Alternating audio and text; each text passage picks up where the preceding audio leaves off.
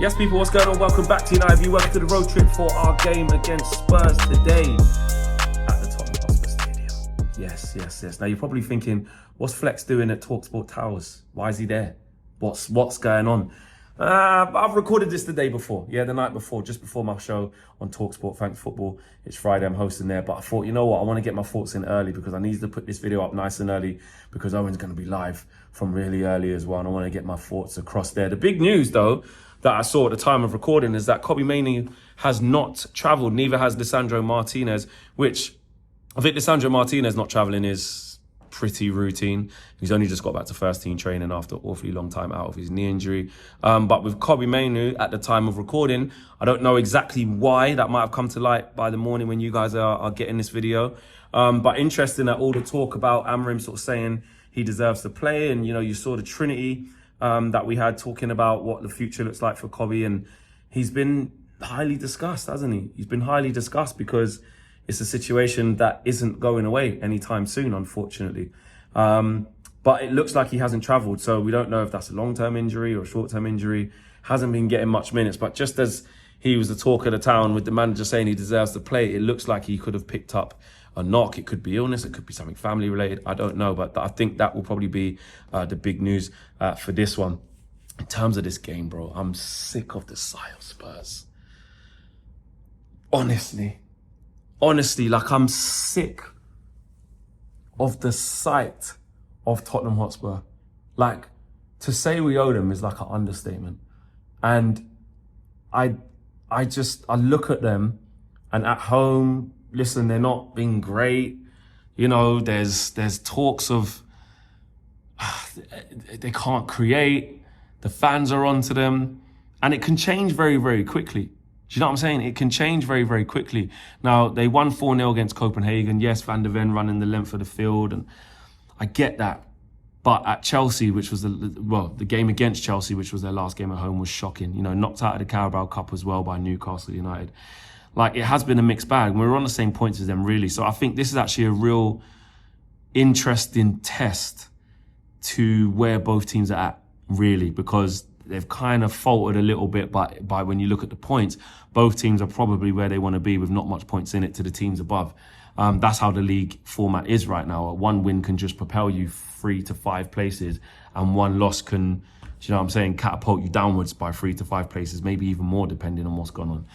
But we owe them, man. And I want to, I was talking about Andy Mitten's piece that he wrote in The Athletic, or I think it was on his Talk of the Devils podcast, about Man United should have vengeance in them. And he spoke about most notably Luke Shaw, saying, if you're Luke Shaw, after what you did to me in Bilbao, like, I want blood. I'm paraphrasing. Do you know what I'm saying? I want blood from you, man. You know what I mean? You embarrassed us. We embarrassed ourselves, but you embarrassed us by beating us out there in Spain in the San Mamés Stadium on a night to forget, disgusting night for the history of our football club, where we should be beating a team like Spurs.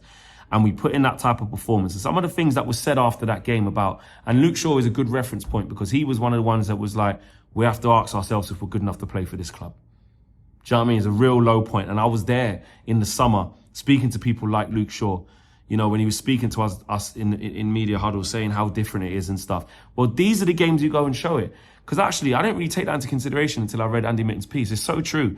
Obviously, you want to take things game by game, and you know, you don't want to look too far ahead of the future or put too much riding on one game. But essentially, with this game, like every other game, comes with a different set of emotions, comes with a different set of connotations. And actually, that's exactly what Man United, all them players in that dressing room, all right, Cunha and Brumo weren't there, Shesko weren't there, Sonny Lummers weren't there.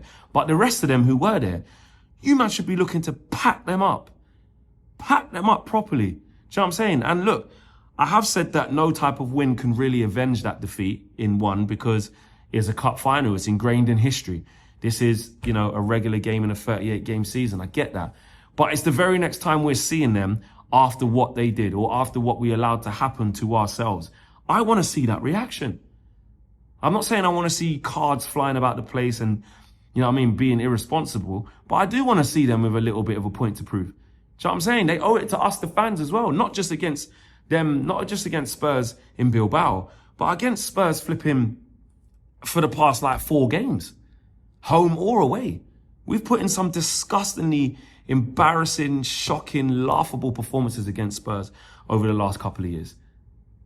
You know what I mean? But finally, we're going there in good shape. We're actually going there with a goalkeeper we can be proud of, with 2 number 10s that are effective, 2 brilliant signings, with Benjamin Sesko, which actually, whether he starts the game or not, is another talking point. Does he go back to what we had at Liverpool because you want to be a little bit more physical, you want to be a little bit more mobile in the final third? Do you bring in Mason Mount and put Mateus Cunha back up front again? I don't know. I probably would go with Sesko again, but I wouldn't be mad if there was a specific plan for this type of game. You know, how are we going to deal with this, the fact of, like, you know, people like Romero and Van der Ven, who, you know, Van der Ven's got, what, 6 goals for Spurs? He's their top scorer. He's the main threat. He's the main threat from set pieces. Are we going to be ready for that? Does Harry Maguire come back in? You know, do you take out Lenny Yoro, who's looked a little bit up and down recently? Hasn't been shocking, but hasn't been his fluid self. I think because he's been in and out of the team, it's been a little bit difficult for him. These are all decisions that are big decisions. But I'm looking at the same key men, Ahmad and Mbeumo, especially Mbeumo, pulling up there, player of the month, bags of confidence. We need to show it. And if we get the first goal against these lot, it can change everything. I think that's the key. If we concede first, obviously it's a test of our mentality. We've been under mentality tests at Liverpool when we got pegged back to 1-1. We had a mentality test at Forest when we got pegged back to 2-1. And we found a way in those games to take something out of it. But you're going to have to show that again. I'm not confident that we're keeping enough clean sheets. I'm not confident that, you know, we can get a shutout. That's what, you know, Amarim's talking about, that we concede in some silly goals. You know, we want to be controlling the game for longer periods. You know, Bruno, I need him to step up as well. You know, Dallo, if he starts, which he probably will.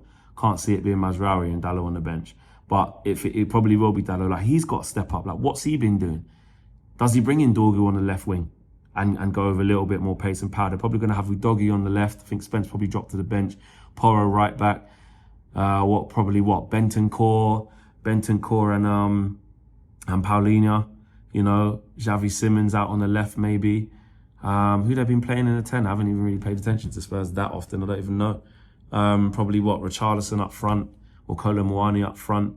Brennan Johnson on the right maybe. Don't know. Papsar in the 10. I don't know. But, you know, we've got to assert ourselves, and just, I'm fed up of losing to these man. I'm fed up of it, bro. Honestly, like, I'm fed up. Like, I can't take another loss to these guys. Now, we've got ourselves to a position where even if we drew the game, it'd feel a little bit flat because we want to win, but it wouldn't be the worst. It wouldn't be the worst. But I want to see a win, man. I want to see a statement win. The confidence that give us, you know, where we'd be in the league, probably pushing top 4 by the different results that happen. If we can win this game going into the international break, a long 2 weeks, it would just lift everything. So please, boys, please, today is the day.